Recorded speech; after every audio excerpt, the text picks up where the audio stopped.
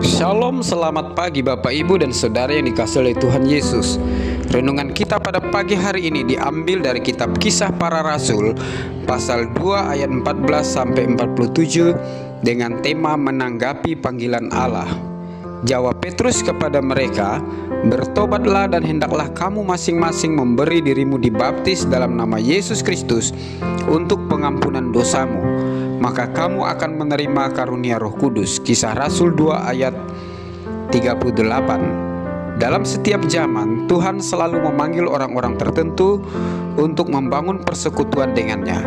Misalnya Tuhan memanggil Nuh untuk menyelamatkan keluarganya dari kemusnahan air bah.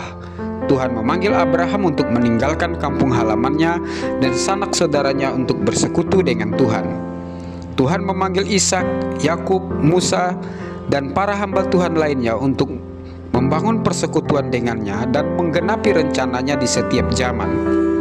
Melalui khotbah Petrus, Tuhan memanggil penduduk Yerusalem secara khusus agar mereka memiliki persekutuan yang benar dengan Tuhan. Melalui renungan ini kita akan belajar bagaimana menanggapi atau meresponi panggilan Allah dalam hidup kita.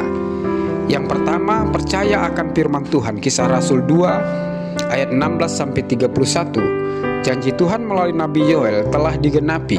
Roh Kudus akan dicurahkan ke atas semua manusia, baik laki-laki maupun perempuan. Mereka akan bernubuat, melakukan tanda-tanda mujizat yang mengherankan. Mujizat-mujizat yang mengherankan itu datangnya dari Tuhan. Roh Kudus dicurahkan atas kasih karunia Tuhan yang akan melawat umat yang setia untuk menerima janji Tuhan melalui firman Tuhan. Saudara yang dikasihi Tuhan, percayalah kepada janji Tuhan melalui firman-Nya, maka kita akan mengalami lawatan firman Tuhan. Jangan mengabaikan firman Tuhan. Yang kedua, percaya kepada Tuhan Yesus Kristus. Kisah 2 ayat 32 sampai 37. Petrus bukan saja mengajak umat Israel untuk mengerti firman Tuhan, tetapi ia mengajak umat Israel yang mendengarkannya untuk mengambil keputusan, yaitu menerima Yesus sebagai Tuhan dan Juru Selamat. Keputusan ini sangat penting, sangat menentukan hidup dan matinya kita, sangat menentukan keselamatan kita. Yesus Kristus Tuhan adalah satu-satunya Tuhan dan Juru Selamat. Mendengar firman Tuhan dan mengalami mujizat Tuhan tanpa keputusan untuk menerima Yesus sebagai Tuhan dan Juru Selamat akan sia-sia dalam hidup kita.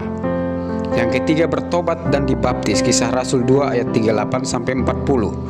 Jawab Petrus kepada mereka, "Bertobatlah dan hendaklah kamu masing-masing memberi dirimu dibaptis dalam nama Yesus Kristus untuk pengampunan dosamu, maka kamu akan menerima karunia Roh Kudus."